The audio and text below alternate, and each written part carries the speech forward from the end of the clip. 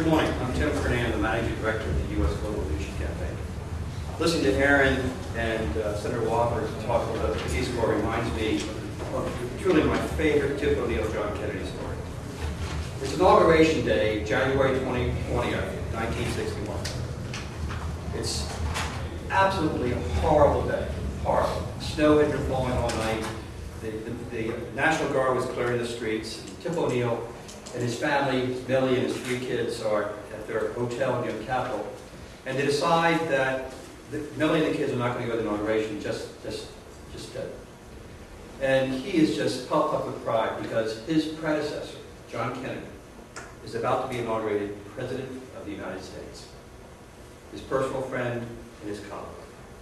So he goes to the Capitol and they march in the members of Congress, and Tip is sure to get a seat on the row so he can shake the hand of the President-elect proudly as he walks down to the podium.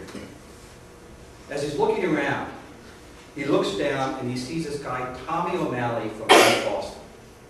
And he's thinking, how can Tommy O'Malley get a seat in the 5th row? I'm a member of Congress, I'm up here. And Tommy O'Malley was a guy in East Boston who always had money. He always went to the best events. He was a major contributor to all the politicians, but nobody knew where the money came from. He was a mystery to everybody. So Tip is sitting there watching the show, and all of a sudden, ruffles and flourishes, ladies and gentlemen, the President-elect of the United States. John Kennedy's walking down. Tip's, and he's looking, the President-elect is looking all over to see who's in the crowd. He walks up, he comes up to Tip. Tip says, "Mr. President, I'm so proud of you."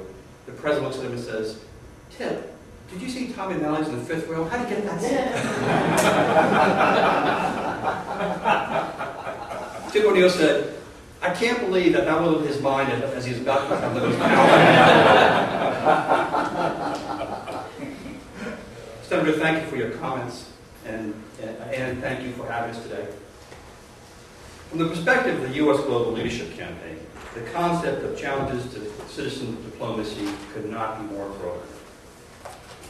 It is this concept that created 12 years ago the U.S. Global Leadership Campaign. Where were we 12 years ago? The Republicans were in power in the House, and America was being governed under a contract for America.